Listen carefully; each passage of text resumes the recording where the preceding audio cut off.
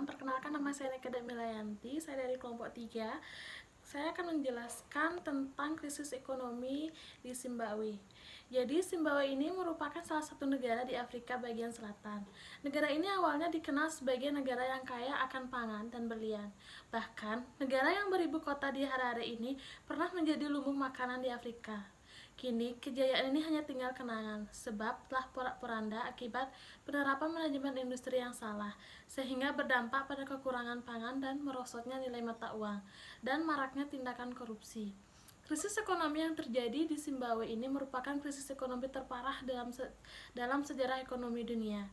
Bencana ekonomi yang dilakukan Zimbabwe diawali dengan kebijakan reformasi pertanian yang dikeluarkan pemerintah pada tahun 1992.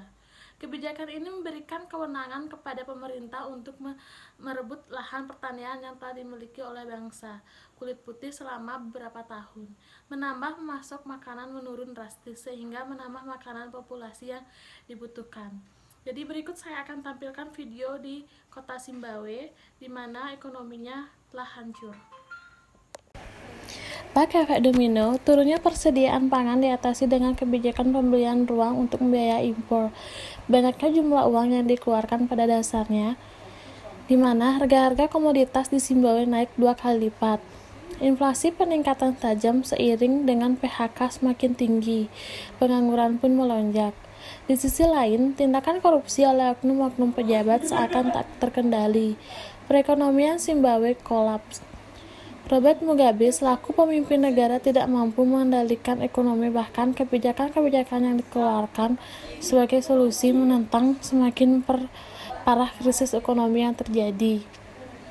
Akhirnya, pemimpin militer di negara ini melakukan kudeta untuk mengambil alih kekuasaan dan mengatur sang presiden sebagai tahanan rumah.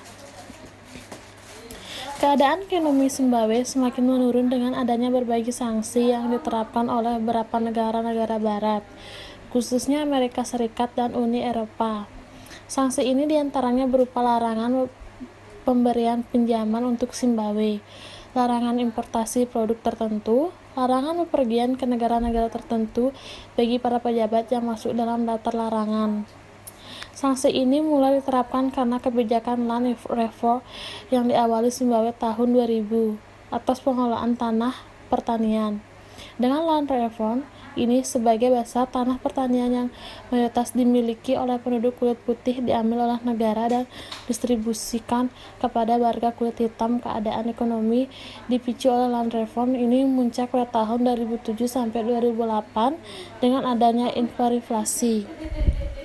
Mata uang dolar Zimbabwe ini hingga mencapai triliun, namun tidak berharga dan terjadi kelangkaan berbagai barang kebutuhan sehari-hari.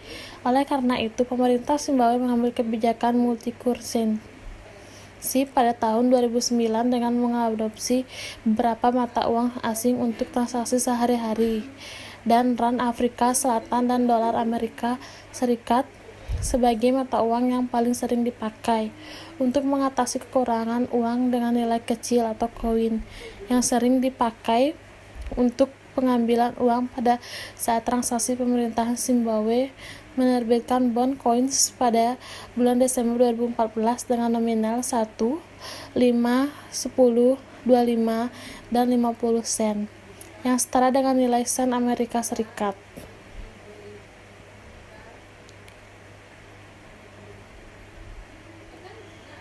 Akibat penerapan manajemen industri yang salah, sehingga berdampak pada kekurangan pangan, merosotnya nilai mata uang, dan maraknya tindakan korupsi.